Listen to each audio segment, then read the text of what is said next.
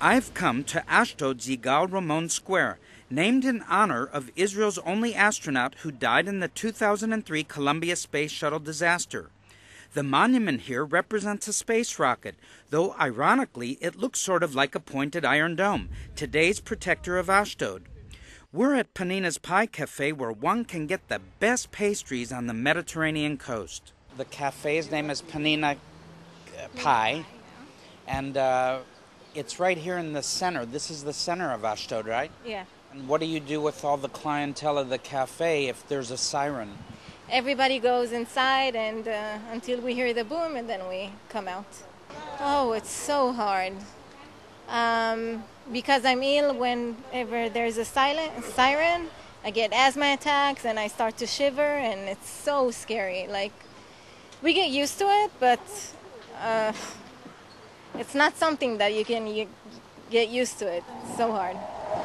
I soon had the opportunity to find out what it's like to personally experience a rocket attack.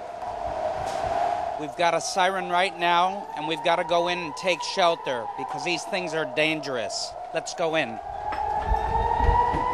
Here in Ashdod, it takes 45 seconds for the Grad missiles fired from Gaza to hit the city. All I can say is, thank God for the Iron Dome anti-missile system developed by Israel. If you just heard a boom, and the boom is from the Iron Dome, or is it possibly the missile, or it could either be? Well, sometimes the missiles falls. Like, for instance, it fell on Saturday on that building there. From Panina's Cafe, I walk over to check out the damaged apartment building a block away.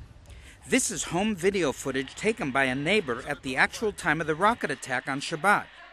A number of people were injured, yet amazingly no one died. It's a pattern of what I believe is divine protection, seen over and over since the beginning of Operation Pillar of Defense, or Pillar of Cloud as it's called in Hebrew from Exodus 13:21. 2 days after the attack, repair crews are already replacing shattered glass panes from the row of shops opposite the damaged building. The Grad rocket hit in the building opposite up there, and from the shock of the blast and shrapnel, all the glass windows were shattered. The The distance is 100 to 200 meters in a straight line, I would say. There were a number of people wounded in the attack, but because of the Shabbat, there were fewer people on the street than usual. People in general obey the instructions of the civil defense authorities. They quickly run to the shelters. We have 45 seconds to enter a secure area, and we do it in less than those 45 seconds. That's what saves lives. From the center of Ashdod, I drive to meet Israel Pachter, a Messianic leader friend from the city.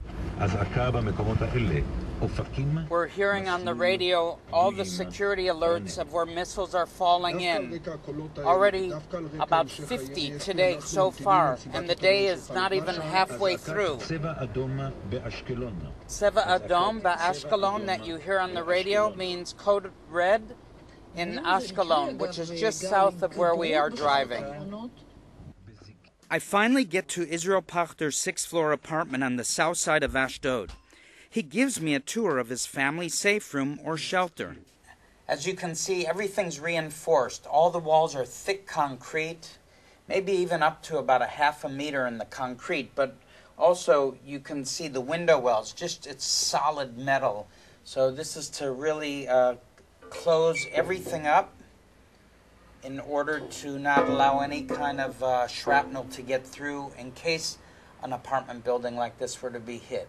The modern buildings all have sealed or concrete reinforced rooms against missile attacks, but again, that's only within the last 5 to 10 years in most of the new buildings in Israel. Everybody else is exposed in old buildings and have to run to a miklat, a bomb shelter, or in often some cases there are none whatsoever. So they have to take cover under a stairwell.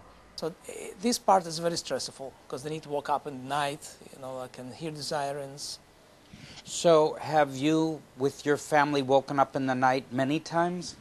Yes, actually. Some nights, recently, we've been waking up 3, 5, up to 10 times. Yeah. And you never sleep through it? Is the siren that loud? Me personally, I'm okay, but many neighbors nervous and they cannot sleep. Yes, and I know people who waking up once cannot sleep again.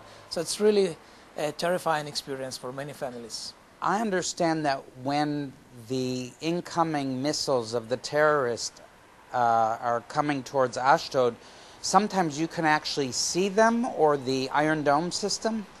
Yeah, we see Iron Dome system. Every time they shoot, they kind of come in above my apartment, and we can see them night and day. As we talk on the balcony overlooking Ashdod, the red alert goes off. The siren sounds, only this time we stay outside watching the Iron Dome interceptor missiles knock out the incoming grads. That's the Iron Dome intercepting incoming missiles to Ashdod. A miracle invention. After witnessing the Iron Dome efficiency in knocking out the terrorist rockets, I decide to visit the Iron Dome battery defending Ashdod. This port city of 250,000 inhabitants is indeed protected by these defenders. We join a press conference with Colonel Tzvika Chayamovich, commander of the 5 Israeli Iron Dome batteries in operation across southern and central Israel. The Iron Dome batteries deploy now on 5 big regions. Actually, all the Iron Dome batteries, they are on the ground. It's an operational mission.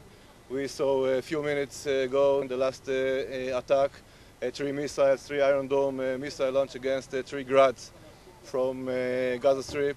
There is no hermetic or 100% defending Israel by Iron Dome. We try, and our main goal is to minimize the damage and maximize our sources and our abilities to launch as far as we can against these Qassams, Grad, Fajrs, and all the stuff that the Hamas and the other groups launching every day from Gaza Strip. It's not over. Until it's over, I really don't know how many days. We need to fight and be part of this escalation, but I can promise you and all the Israeli citizens that they are part of these escalations, that we have the force, and we will do all what we need to protect the southern and the central part of Israel. If these Iron Dome batteries weren't in place, then hundreds of Israeli lives would be lost. Many more hundreds would be wounded. This is Barry Segal for JNN News.